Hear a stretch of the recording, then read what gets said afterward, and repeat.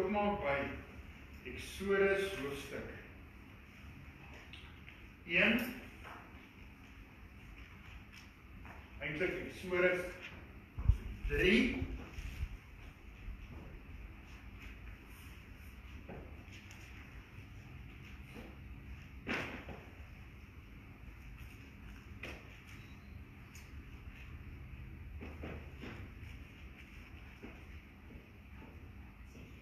Terwyl die woord daar oop is, kom ons dit so dan met ons saam. Dierbare Here Jesus, baie dankie vir die voorreg om hierdie aand saam te kan wees. Here Jesus, die hart van die mens is soekend en roep na U. Daar is geen ander een by wie ons kan troos of lewe vind as net by U, Here Jesus. Dankie dat U Gees vir ons gestuur het om ons te begelei in die volle waarheid. Here Jesus, dankie dat U die troon prysgegee en vir 'n oomblik mens geword het, sodat ons vanaand iemand kan hê wat weet wat dit is om deur hierdie lewe te gaan. Ons kan ook sê vanaand, maar Jesus weet nie wat dit is om in hierdie tyd te leef nie. Here Jesus, in U tyd, wat dit baie erger, as ons sien hoe wreed die Romeine was, en die oorloë wat daar was, deur Alexander die Grote, deur die Grieke, die Babyloniërs, en die Mede en Perse, en hoe die Jode dan onder Romeinse beheer was, dan weet U wat dit is om swaar te kry en deur baie pyn en lyding te gaan. Here Jesus, U self het gesê, die voëls het neste, die jakkals het gate, maar die seun van die mens het nie 'n plek om sy kop neer te lê. Here Jesus, daarom is U die ideale een na wie ons kan gaan met al ons bekommerhede en benoudheid, want ons het 'n hoëpriester. En U tree vir ons in. En ons aanbid U in hierdie aand. Maar die Here, ons het steeds nie 'n idee wat dit is om ons voel soos die Vader gevoel het, wat sy eniggebore seun vir ons gegee het. Hy het niks gedoen het. En tog al die sonde op hom gesneer. Nou Here Jesus, wat 'n voorreg om hierdie aand stil te kan word, hierdie woord wat U vir ons ingegee het, en wat vir ons nuttig is tot lering. Here Jesus, sal U dan ook vanaand verhoog en verheerlik word. Ons sing daardie liedjie, Lift Jesus higher. Lift Jesus higher. lift him up for the world to see. Here Jesus, ons wil u verhoog. Wanneer u verhoog word, sal u mense na u toe aantrek. Ons aanbid u in Christus naam. Amen. Exodus. Nou daar is net teks wat ons vereers gaan lees, en dit is Exodus, of wat sal u sê voordat ek begin? Die tema is dan die inleiding tot Exodus, of die sleutel wat die boek Exodus oopsluit. Waaroor gaan die boek Exodus? Die woord Exodus, jy sal ook sien dat in ons Bybel, die ou vertaling, spel hulle Exodus met 'n X, en in die nuwe vertaling met 'n K. So X gaan oor pad vanuit, weg vanuit. Ook kan dit beteken weg van vryheid, van vrede, 'n verlossingsplan om hulle te verlos vanuit Egipte uit. Road of way, verduidelik hulle dit ook in die Engels. So wat sal u sê as u dink, waaroor gaan hier in die brief? Exodus. Nou daar is 'n teksvers wat gereken word as die teks van oordenking van die 5 boeke van Moses. So Moses skryf ons Genesis, Exodus, Levitikus, Numeri, Deuteronomium. Die laaste paar hoofstukke van Deuteronomium moes iemand anders geskryf het. Maar die konteks waaroor dit alles draai, al 5 boeke draai rondom Exodus 3 vers 5. En daar staan, en hy sê, moenie nader kom nie.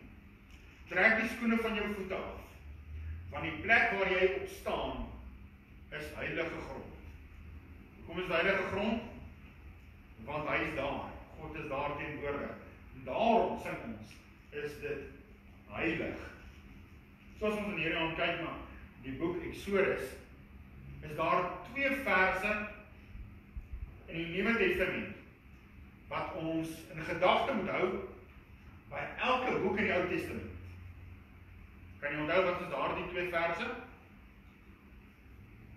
Handelinge 10 vers 43, waar hulle preek en sê, aangaande Jesus getuig al die profete, dat elkeen wat in hom glo, vergifnis van sonde deur sy naam ontvang.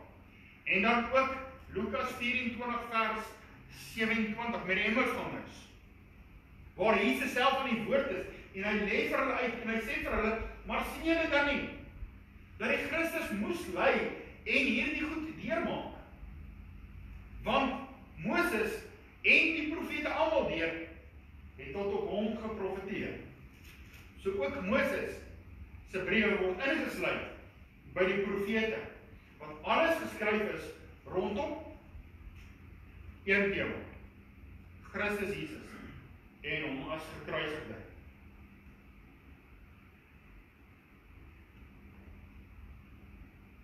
So wanneer ons Exodus lees, dan moet ons kyk of ons Jesus in elke bladsy van Exodus kan vind. Die tema dan van Exodus word dan gereken as Jesus, die paaslam. En ons sien dit in Exodus hoofstuk 12. Exodus hoofstuk 12, die instelling van die paasfees, so die 10 plae wat dan gegee word, en die laaste plaag, die 10de plaag, neem vir julle 'n jaar oud lammetjie, sonder gebrek, vlekkeloos, nam julle hom daardie dag, ek lees vir ons vers 5, julle moet 'n lam hê, sonder gebrek, jaar oud lammetjie, van die skaap, van die bokke moet julle dit neem. Julle moet hom bewaar en hou, en tot op die 14de dag, van daardie maand, Nisan, vers 7, en hulle moet van die bloed neem en dit stryk aan die twee deurposte en die bootdruppel aan die huis waarin hulle dit eet. En dan sal die doodsengel verbykom, en as hy die bloed sien, sal hy verbygaan. Maar as die bloed, die teken van die bloed nie daar is nie, dan sal hy ingaan en hulle sal eersgeboorte sal sterf. So wanneer ons in die hemel verskyn, en God sal ons vra, hoekom moet ek jou in my hemel toelaat? Wat gaan die vereiste wees om in te gaan? Die bloed aan die deurposte van ons hart. So, daar sien ons verder, so ek gaan nou 'n paar verse nou kyk, wat ons net gaan lees, en dan die Here Jesus in dit raak sien. 2 vers 24. 2 vers 24 sê, en God het hulle gekerm gehoor, en God het gedink aan sy verbond met Abraham, met Isak, met Jakob. God kom staan by hulle stil en sê, ek wil met julle 'n verbond sluit. Ek wil vir julle 'n God wees, en julle moet my seuns en dogters wees. En wat het gebeur? Toe dit swaar gaan met hulle, en ons lees hier dat hulle gekerm. Hoekom? Want die Egiptenare het oor hulle geheers. Die volgende koning het nie geweet van Josef. Hy was nie ingelig rondom hoekom die Jode daar was nie. En hulle dan as hierdie harde arbeid, en toe het hierdie mense begin kerm. En ek lees vir die vers 23. En in daardie lang tyd het die koning van Egipte gesterwe, en die kinders van Israel het gesug en geweeklaag vanweë die slawerny. En hulle het geroep om hulp oor hulle slawerny, het opgeklim tot God. So hierdie gekerm wat op die aarde aangaan, dit kom tot in die ore van God. En waaraan dink God? Hy dink aan sy verbond, wat hy aangegaan het. Aan daar, wat is 'n ander woord vir verbond? Belofte, wat gemaak is. Tussen God en die mens. Ek sal vir julle God wees, julle moet my seuns en dogters wees. En hy dink aan sy verbond. En soos ek gaan kyk na ander tekste in die Nuwe Testament, kom dit elke keer terug na die verbond. Soos ons laaste preek het gesê, ons God is 'n verbondsgod. Hy sluit beloftes, het met Dawid beloftes aangegaan. In die Nuwe Testament het ons beloftes aangegaan. Dis 'n verbondsgod. Hoofstuk 6 vers 6 lees ek ook vir u. En ek sal julle as my volk aanneem en vir julle 'n God wees. En julle sal erken dat ek die Here julle God is, wat julle uitlei onder harde arbeid van Egipte uit.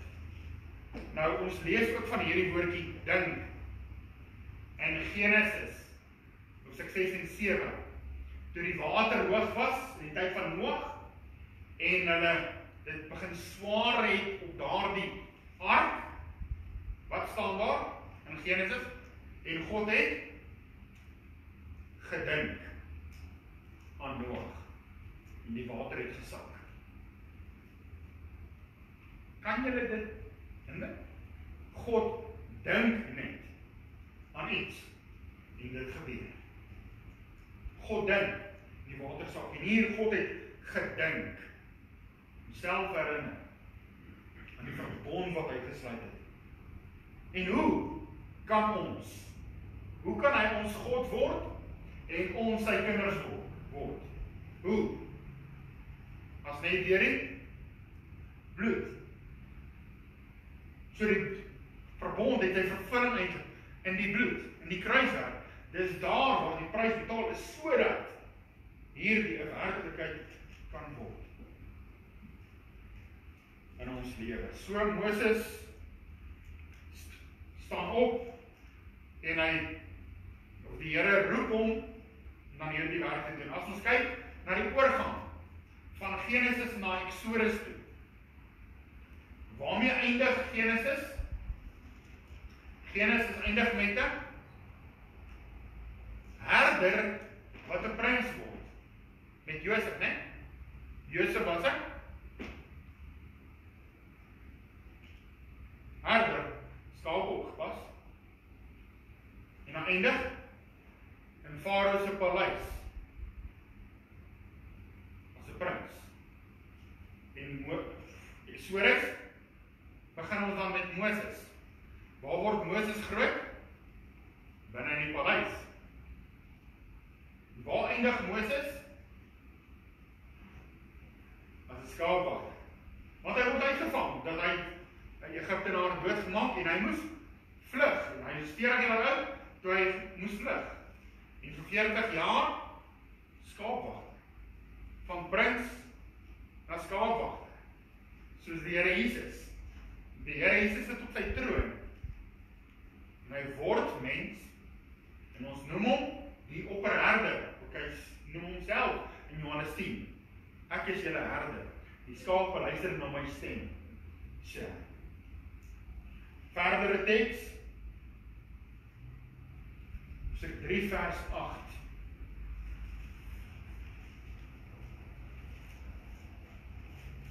Daarom sal ek neerdal om hulle uit die hand van die Egiptenaars te verlos en hulle laat optrek uit daardie land, na die land van melk en honing. As God neerdal of God verskyn, wie's God? Wie's dit van wie ons praat? Wat dan aan Abraham verskyn byvoorbeeld? As God neerdal, is dit die Vader of die Seun? Die Seun. Die Vader is op die troon. Niemand kan die Vader sien en by leef. Terwyl ons dan gereeld sien hoe die Here dan voor hulle uittrek, ons gaan nou verder lees. Hoofstuk 12 weet ons.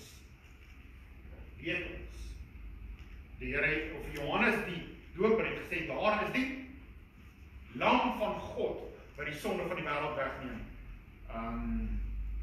Johannes 1 vers 29.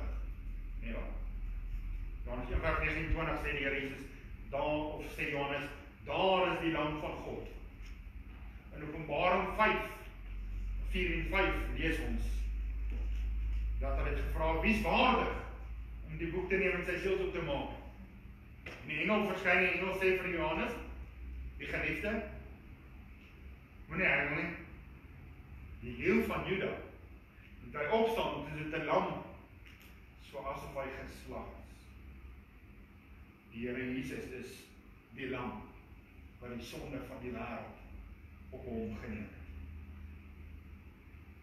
En inteendeel, ons gaan verder kyk, op die 14de van die maand Nisan, 3 uur daar die middag, toe slag hulle die lammetjie, en in 14de van die maand Nisan, bykans 2000 jaar terug, kruisig hulle die Here Jesus. Verder, Exodus 14, vers Exodus 14, vers 16. Exodus 14 kom hulle te staan voor die groot krisis, die Rooi See. En in vers 16, en jy hef jy stap op, en steek jou hand uit oor die see en kloof dit, slaan dit, die eerste krisis waarby hulle gekom het. Krisis is plek waar jy kom, waar jy sê, Here, nou kan ek aan, ek spore, die ou mense het gepraat van, ek is tussen die duiwel en die diepblou see, daar vasgekeer. En dit is die krisisplek in ons lewe, waar ons nodig het dat die Here ingryp en hy moet die werk doen. Dis daar. Daar waar die ontmoetingsplek was. As ons verder teksvers lees, Eksodus 15 vers 22 tot 26, die water bitter is, dit wat soet word. Nou vers 26 sê, as jy getrou na die stem van die Here jou God luister, en doen wat reg is in sy oë, en luister na sy gebooie, en al sy insettinge, dan sal ek geen een van die siektes op jou lewe op Egipte land gelei nie. Want ek is die Here wat gesond maak. Daai laaste Here is die verbondsgod, Jahwe Rafa. Hoe gaan daar vir ons genesing wees? Weer? Deur die bloed. Deur die Here Jesus, die kruising van die Here Jesus. Deur wie se wonde? Julle? In Jesaja 53 staan daar. Dis reg.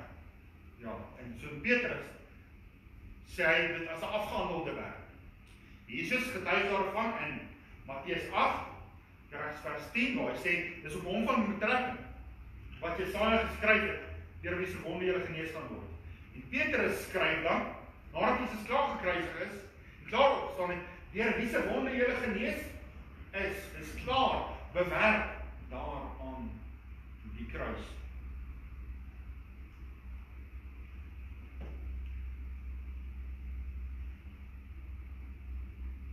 Hoofstuk 16 is daar eintlik baie wat heenwys na Christus. En in vers 3 sien ons hulle verlange terug na Egipte toe. Hulle verlang na die vleispotte. En dit is die brood wat hulle volop geëet het. Vers 7, en môre vroeg, dan sal julle die heerlikheid van die Here sien. Wat gaan hulle sien? Sal die heerlikheid van die Here sien. In Johannes 1 vers 1 staan daar, in die begin was die woord. En die woord was by God, en die woord was God.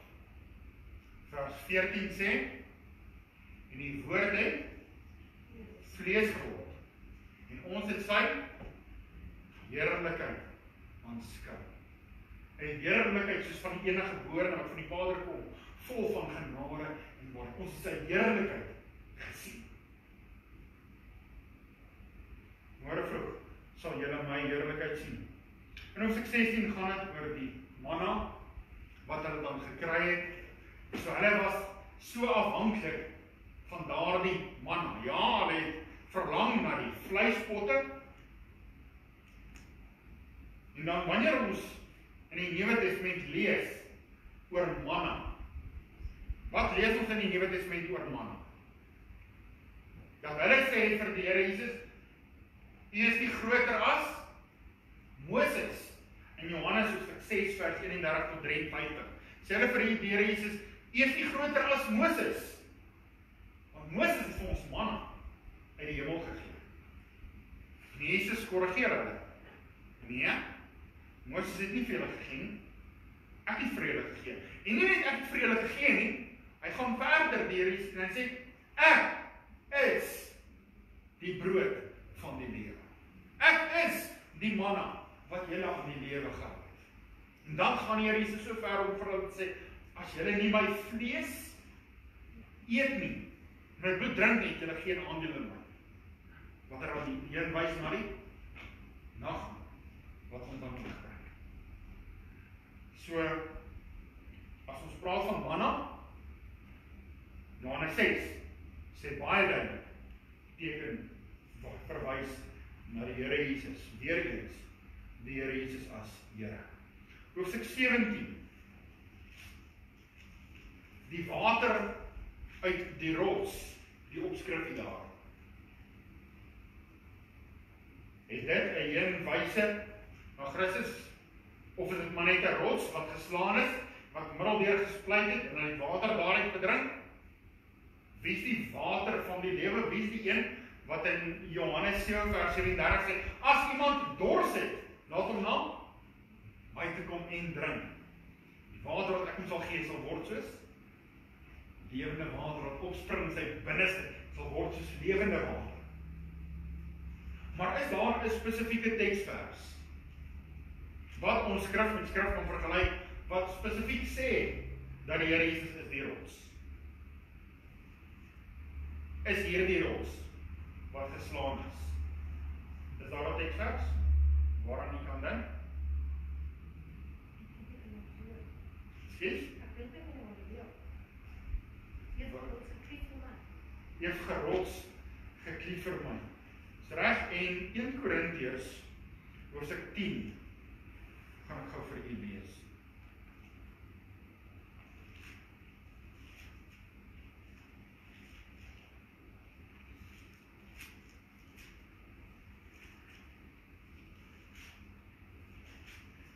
Die opskrif daar is, laat ons God nie versoek soos Israel gedoen het nie. Vers 4 sê, en almal dieselfde geestelike drank gedrink het. Want hulle het gedrink uit 'n geestelike rots wat gevolg het. En hierdie rots was Christus. Wie se liggaam is vir ons middeldeur gespleit, sodat ons water uit hom kan geniet. Die Here Jesus. Paulus sê, hierdie rots was Christus. Eksodus 20, weet u, gaan oor die wet, wat ons basies verdoem, om te wys dat ons is verlore onder die sonde, en hoofstuk 19 tot 34 gaan oor Moses op die berg en die teenwoordigheid van die Here. En wanneer die Here gesien is, die Here Jesus, hoewel die stem, elke gedeelte moet nou eintlik maar afsonderlik ondersoek word, maar die stem wat gepraat het, kan nie Vader se stem wees. Vader het ook in die Nuwe Testament gepraat vanuit die hemel. Hy gesê, dit is my geliefde seun en ek wel baie luister na hom. Hoofstuk 23 vers 20.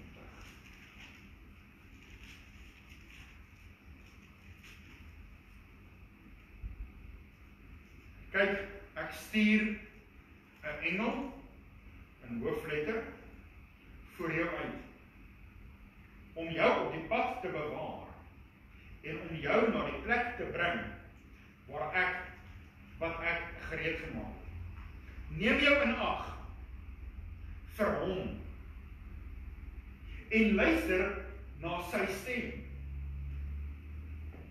Wees nie wederstrewig teen hom nie, want hy sal julle oortreding nie vergewe nie, want my naam is in hom. Wie is die een wat in die Nuwe Testament gesê het, ek het die mag om sondes te vergewe? Op aarde. En hier sien ons dat die Vader aan die woord, en hy wys die vinger na sy seun, na die hoofletter engel. En as julle nie hom gaan volg nie, gaan hy julle sonde nie vergewe. Wat se mag word aan die Here Jesus gegee. Alle mag in die hemel en op aarde is aan hom gegee. Hoofstuk 25.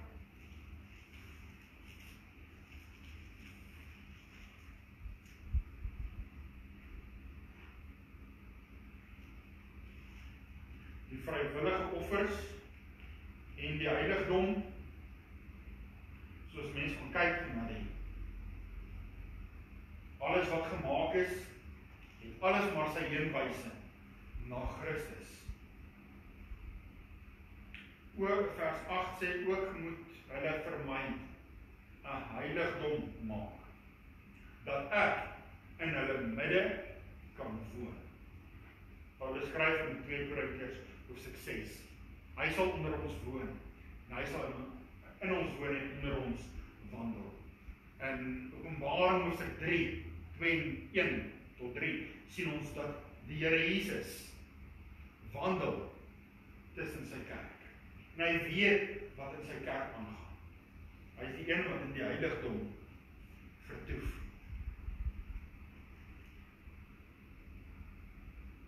Vers 32, vers 31 lees ons van die kandelaar, die menorah, wat moet brand. En dit sal die lig wees. Wie het gesê, ek is die lig van die wêreld? Die Here Jesus, wat die lig as homself toeëien. Hoofstuk 29,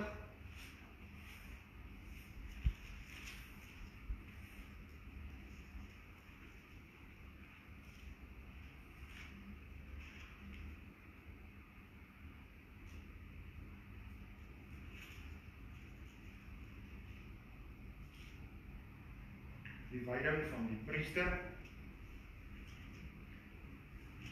Moet gou vers 37 lees. 7 dae lank moet jy versoening doen vir die altaar en dit heilig. So sal dan die altaar hoogheilig word. Elke wat aanraak, word heilig. Die daaglikse brandoffer, vers 40, met 'n tiende van 'n eva fyn meel, gemeng met 'n kwart hin uitgestampte olie, as drankoffer en 'n kwart hin wyn vir 1 lam. Weereens sien ons die koring wat fyn gemaal moet word. En die Here Jesus is die een wat sy liggaam verbrysel is, fyn gemaal is. Die salwing was op die Here Jesus gewees, die olie wat verwys na salwing. So moet dan daar die brood en dan ook die wyn, 'n kwart hin wyn. En dan al die offers wat gebring word, wat ook dan hulle vergestalte in die Here Jesus het. Hoofstuk 32,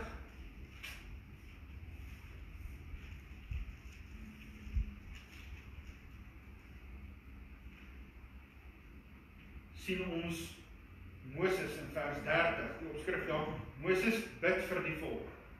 Hy tree tussen beide, tussen God en die mens, tree hy in vers 30. Die volgende dag het Moses aan die volk gesê, julle het 'n groot sonde begaan. Maar nou sal ek na die Here opklim. Miskien kan ek vir julle sonde versoening doen. Wie is die een wat vir ons sonde versoening doen? Die Here Jesus, wat vir ons die weg gebaan het. Hoofstuk 34, vers 6. Toe die Here by hom verbygaan, het hy geroep, Here, Here, barmhartige en genadige God, lankmoedig en groot van goedertierenheid en trou, wat die goedertierenheid bewaar vir duisende, wat die ongeregtigheid en oortreding en sonde vergewe, maar nooit ongestraf laat bly. Sonde word nie ongestraf. Sonde gaan nie net verby nie. Iemand moet daarvoor betaal. Sonde word nie ongestraf laat bly. So of die mens gaan die straf vir sy sonde dra, of die Here Jesus moet ons sonde dra.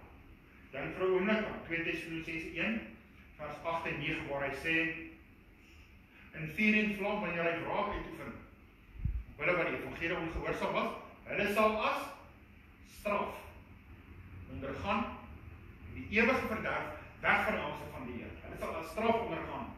Nou lees ons hier en die sonde vergewe, maar nooit ongestraf.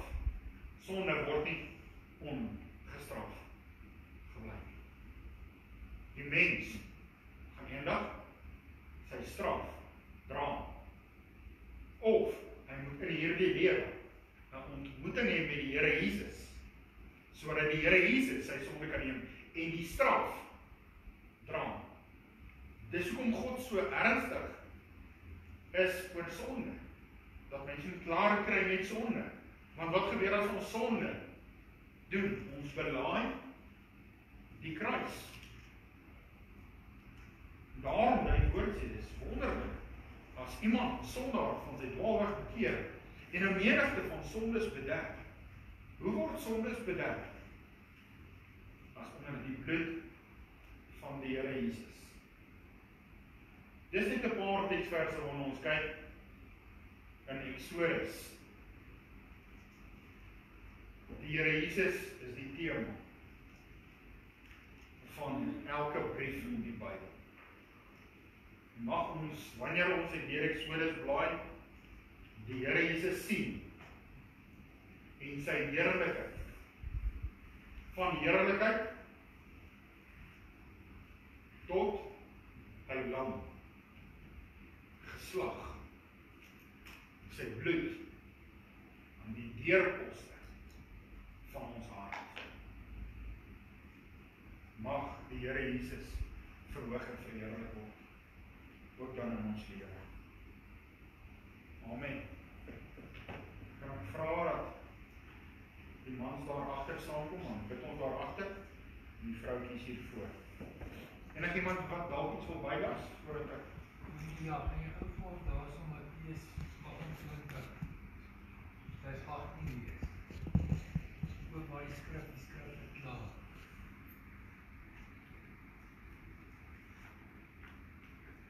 Dis net nadat Jesus, of voordat hy opgevaar het hemel. Vers 18, en Jesus het nader gekom, en het hulle gespreek en gesê, aan my is gegee alle mag in die hemel en op die aarde. Daarom dat hy die mag gehad het, en hy het hom gesien as lasterlik. Wie gee vir u die mag om sonde te vergewe? Want hy vra wat sê, soms dan wat jou bed en loop, ander keer het hy gesê, gaan jou sonde so vergewe. Die Vader het hom mag gegee. Ook Kolossense 1 vers 13 tot 17, wat ook selfde gedagte, aan hom is gegee alle mag